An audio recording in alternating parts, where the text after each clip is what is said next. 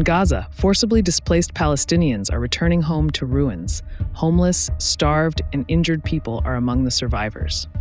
After 2 years of Israel's war, can a catastrophe of this scale be reversed? The UN has a plan. The 60-day emergency operation would start with feeding the hungry and treating the wounded. And aid is within reach. About 170,000 metric tons of food, medicine, and supplies have been waiting at the border. The goal is to reach more than 2 million people. A quarter of them are estimated to need special treatment to recover from months of malnutrition. But the aid infrastructure is gone. Before Israel's genocidal war on Gaza and during ceasefire windows, the UN delivered 600 trucks a day and ran nearly 200 kitchens and bakeries.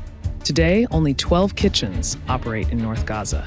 The UN is preparing thousands of meals every day, and it's still not enough.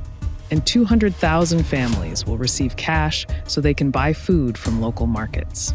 Since August, prices have been falling. During the war, most goods were sold at huge markups as Israel's aid blockade sent inflation soaring. And accessing markets hasn't been easy for displaced Palestinians.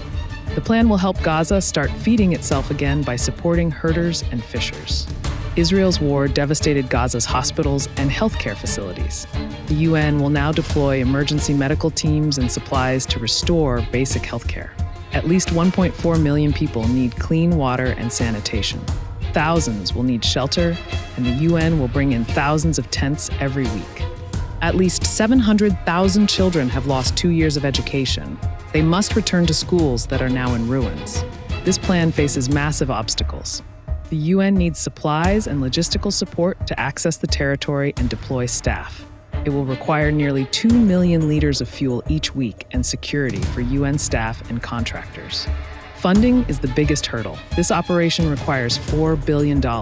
Less than a third of that money has been secured. And if it gets that funding, can the UN reverse this catastrophe? Even if the ceasefire holds, it will take years, maybe decades, to rebuild Gaza. But aid operations can save lives from hunger, disease, and cold.